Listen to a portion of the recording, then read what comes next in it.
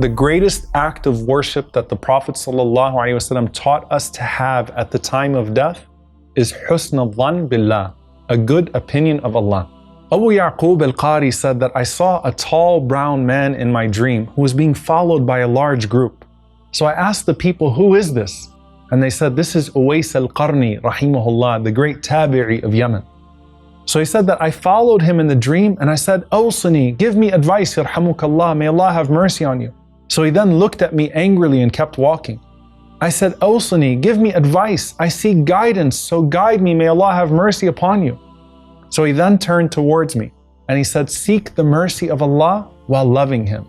Beware of the punishment of Allah while disobeying Him. And always remain hopeful in Allah subhanahu wa ta'ala. A man once said that I saw Malik ibn Dinar rahimahullah after his death. Remember the man whose daughter called him back to Allah in his dream? And he said, I said to him, Ya Aba Yahya, how I wish I knew what you came to Allah with. So he replied, I arrived to Allah with so many sins, but they were all erased due to my husn al-dhan in Him. Abdullah ibn Umar ibn Abdul Aziz said that I saw my father in a dream after his death where it appeared that he was in a garden and he was handing me apples. And then I said to him, which deeds have you found to be most superior? And he said, seeking forgiveness, O my son. Allah is merciful and will forgive the one who asks forgiveness from Him with confidence. And Allah won't disappoint you if you pursue Him with that good opinion of Him. Ammar ibn Sayf said, I saw Al-Hasan ibn Salih in a dream. So I asked, what information can you give us? Because I've been hoping to meet you for such a long time. And he said, rejoice, for I have never seen anything that benefits the believer like having husn al-dhan in Allah. And when Abdul Aziz ibn Suleiman died, some of his Sahaba said that we saw him in a dream wearing green clothes and a crown of pearls. So someone asked, how did you find death? How have you been? And how did you find your home that Allah subhanahu wa ta'ala has prepared for you? He said, look, as for death, do not ask about how difficult it was. But the mercy of Allah has concealed all of our shortcomings, and we could not have met without His grace.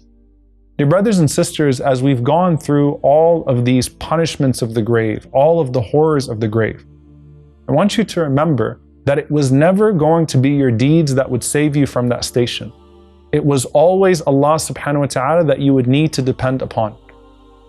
And here you are in this moment and you're wondering, what's going to happen to my soul? What's happened to the souls that have gone ahead? And I want you to just remember that Allah subhanahu wa ta'ala who gave you Ramadan, the season of mercy, Allah who gave you Laylatul Qadr, one night that could solve all of your problems and give you a lifetime of good, would not have given you all of this unless He wanted you to be forgiven, so long as you avail yourself of the opportunity to be forgiven. So as we come to this series, as every other series, I remind you, connect your heart to Allah. Do not leave Him after Ramadan, for He will never leave you so long as you seek to cling to Him. And I leave you with this dua from the Prophet sallallahu alaihi wasallam. O Allah, I ask you for a life of coolness after death. I ask you for the delight of gazing upon your face.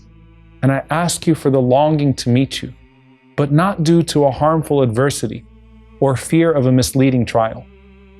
May Allah subhanahu wa ta'ala protect us all. May He pardon us all. May He accept from us all. May He make this a means of ease and comfort for our brothers and sisters in Gaza and all around the world. And may He reunite us all in His gardens of pleasure here, in the Barzakh, and in the highest level of Jannatul Firdaus. Ameen.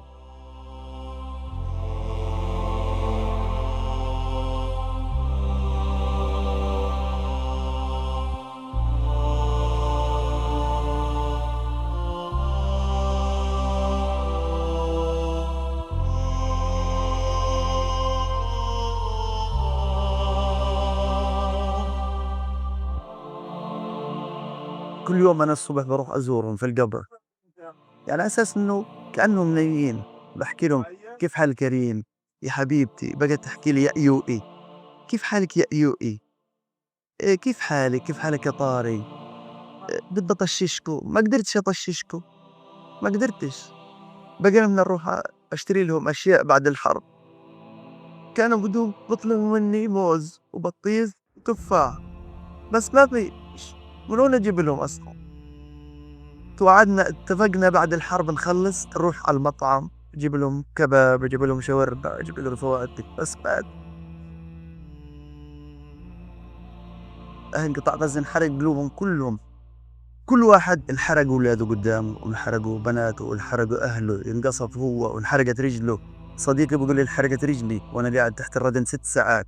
قال لي انت الحمد لله احمد ربك طلعت بعد نص ساعه. انا تحت الركام ورجلي بتنحرق، النار بتحرق فيها وبتسيح.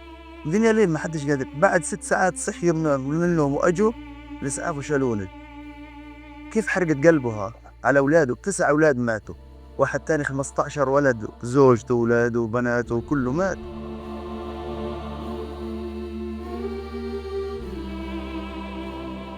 والله العظيم قبل ما تموت بيوم بفكر كيف تكبر وتصير في الجامعة وتيجي تقول لي يا سيدي أبو ضياء. عادي مش حتقول لي سيدي يا أيوي، أنا اسمي يا أيوي، حتقول لي تشاورني في التخصص، في العلامات،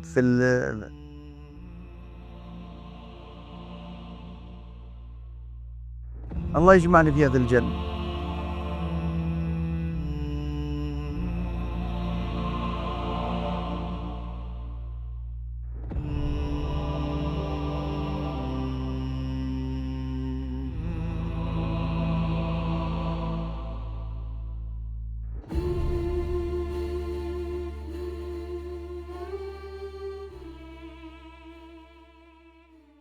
لعلي أعمل صالحا فيما تركت، كلا إنها كلمة هو قائلها ومن ورائهم برزخ إلى يوم يبعثون.